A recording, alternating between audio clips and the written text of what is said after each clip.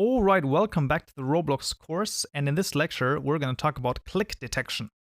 So click detection is basically a way in which we can make a certain part clickable, and this can then be detected by the server, and well, we can then basically have just a function be called after the click. So let's just see what is involved in that. So first things first, we're going to create a new part inside of our workspace, and we're going to call this one, let's say, clicker, just to make sure that we know which part it is. And then we're going to add something to the part, and that's going to be the click detector here. And well, that's almost all that we need. Inside of the click detector, by the way, we can also specify the activation distance. So how far can we actually be away from this in order to click this? So I personally think that 32 is a little bit much. So let's just do 16 for the sake of argument right now.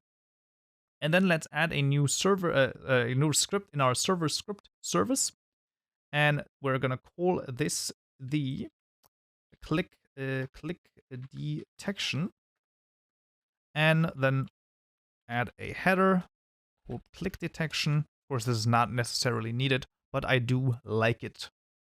So let's add a local click detector part and a party. Well, no, so just a part. Not a click detector party, although that would be pretty cool. Workspace.part. No, it's actually it's clicker. We called it clicker. And then we can just say .click detector. So now we actually, so let's just immediately get the click detector instead of the click detector part. That's even easier.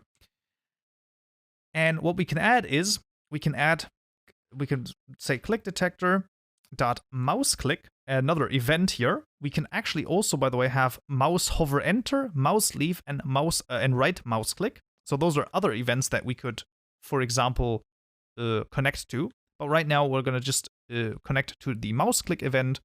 And what we're gonna say is we're gonna write a new function here called on mouse click.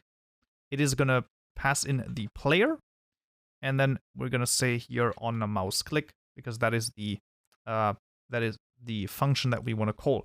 Now, very important, when we have one of these connects here, the function that we want to call here, we actually have to specify, or we actually have to define beforehand, otherwise it will throw an error. So let's just print out, for example, you clicked me, and let's see if that works. Let's just go in and see if I can click this. So I'm going to spawn here, and well, nothing appears. And let's see if I go, if I am at a reasonable distance. There it is already. So this is sort of the distance that you need to be away to actually click it. So that's what we did in the beginning with the 16. And then let's click, and there you go, you clicked me. And this is also on the server side. So the server actually knows that I clicked it. And the great thing about it is that because the player is passed in here, I can actually say you clicked me, and then, for example, say player.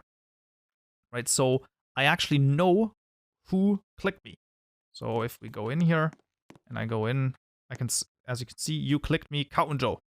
Right, so the server knows that it was me that clicked. So that's actually also very important, because you could imagine that you maybe have a screen with like touch screen elements, so to speak, and then you can click on there, and maybe you need to know what player clicked this, or you want to have something else. So in a future lecture, we're going to see that we're going to make a click detector that adds sort of a gold to your character, and then of course it's really important that you know which character it actually is.